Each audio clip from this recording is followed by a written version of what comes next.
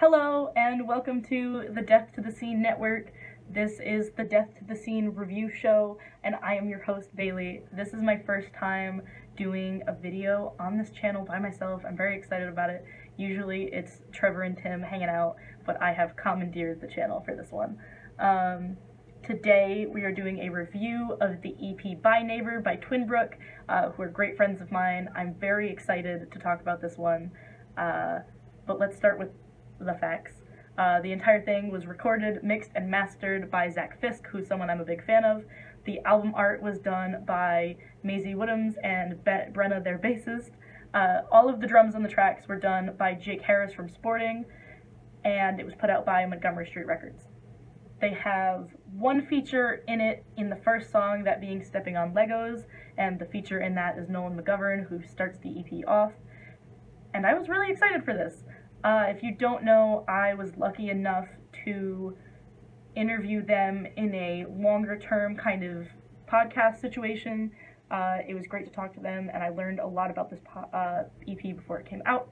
So if you want to check that out, feel free. But ever since I talked to them, I could not stop being excited for this EP, and I could not stop talking about it. So let's do it. The drums across this whole EP, first of all, but especially within the first 3 seconds of the EP, are killer. I feel like they start us off with this drum beat, and I'm in. It feels like I'm right at a Brook show, and to be able to jump so heavily into something like that so quickly is done really well, and I'm really excited about it. I loved the drums throughout this entire thing.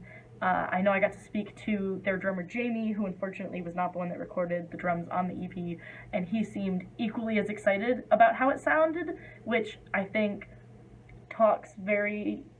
speaks wonders for Jake from Sporting's job that he did in it, is that the person in the band also loved to play it and loved to listen to it.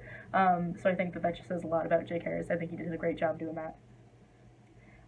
In Stepping on Legos, Nolan and Gina's voice complement each other so well. I love the back and forth, and I love Nolan.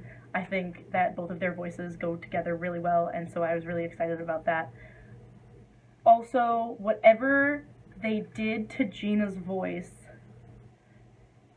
admittedly, I don't know a super lot about the process of mixing and mastering, but whether it be some kind of thing that they put on Gina's vocal track or the kind of mic that they used, really feels like I'm at a Brook show. And I don't know how else to explain it. It just has this energy of Gina screaming to the mic in her basement the same way that I always see them, and I really enjoyed that. I know Brook is very specific on their music not sounding mechanical, for lack of better words. They've talked to me in depth about it a couple times, how they are very particular on their sound and their energy and their overall vibe of being like a house band, like they are a house band. And I respect the artistic choice there, and I love that they followed through with it in the EP.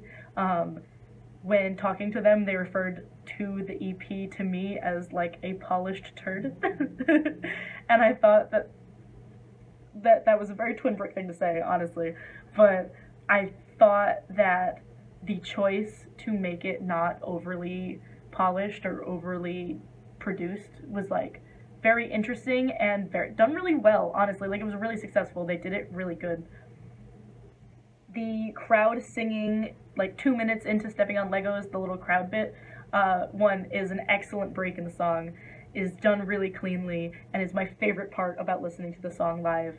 I was lucky enough to see them do their EP release show with Familiar Spaces, Dog Stuff, and Median at AS220, and even though it was literally the night after the EP had dropped, people already got this bit down and sang it back to Gina, and it was a very community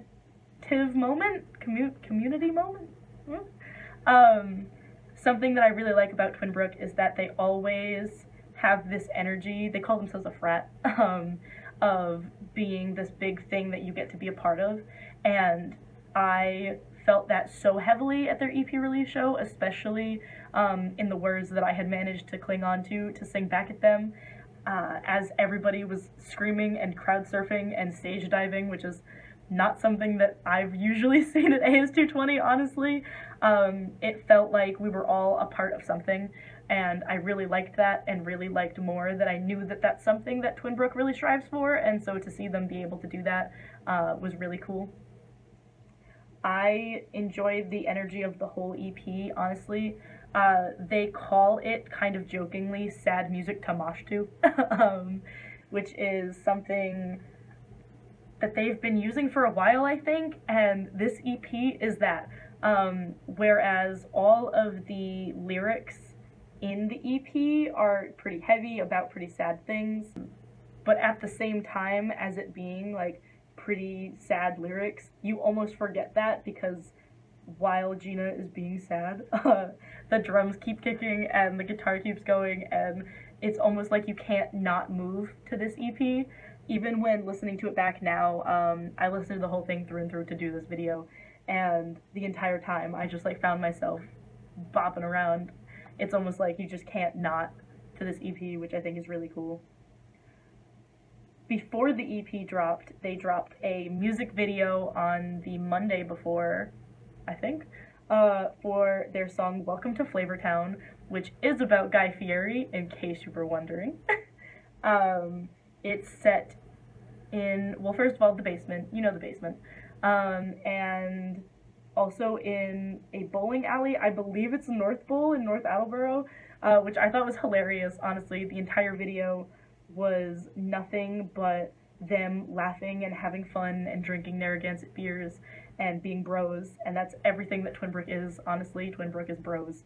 So it was good to see that. It was also really cool to see a music video, because I know most bands that are local don't do music videos, and I know that that's because they're, like, financially, there's basically no return on it. So to see a music video is to know that they just thought that it kind of belonged there and it needed to have one.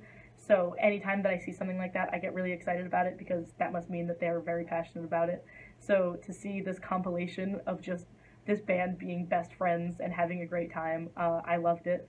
I loved that this was the song that they picked for it, and I think that the whole video was shot really well. As for the musicality of Welcome to Flavortown, the lead guitar intro is done super duper well. The rest of the songs on the EP kind of jump in really, really fast, and then it's like, alright, so we're doing this, and we're in the song, and we're vibing. But the lead guitar in Welcome to Flavortown starts so different. It, like, sounds so, like, stripped almost for Twin Brook, and then it, like, builds up and things get added in and things get added in before Gina finally jumps in, and I feel like it's just, like, this all-encompassing sound. Like, you, like, almost are, like, jumping, like, bouncing, like, waiting for it to pop up, and then it does, and then it's great. I think if we're talking about favorite songs on the album, it's probably either Stuck in June or Welcome to Flavortown. Not that all of their songs aren't great. I also love Stepping on Legos, like I said. Nolan and Gina's voice in that is absolutely excellent. And Trainwreck, which I believe was written primarily by Matt, maybe, is really, really good. But something about Welcome to Flavortown just gets me. I like it so much. Sometimes I just need to bop, and that's what Welcome to Flavortown is for me. I am really excited about their commitment to being Twin Brook, if that makes sense. In this entire EP and the album art inspiration, which, if you didn't know, it's by Neighbor. It's like Narragansett Beer's Hi Neighbor, because they're them. And even the music video, all of it is very much just Twin Brook being Twin Brook. And I think sometimes bands are nervous to be unapologetically them, so I love that Twin Brook will always be Twin Brook. And artistically, like, they just do it well, they just do it good. I'm excited to see whatever they come out with next, whether that be new merch, which I'm hoping for, just saying pants, maybe? Pants? Or a tour, or whatever new music that they come out in the distant future, I am going to be excited about it. I think that they are great people and that they are maneuvering dropping an EP very well, and I can't wait to see what they do next. Anyways, that's about all I got to say. This has been the Death to the Scene review show on the Death to the Scene network. I have been your host, Bailey, and I hope you have a good day.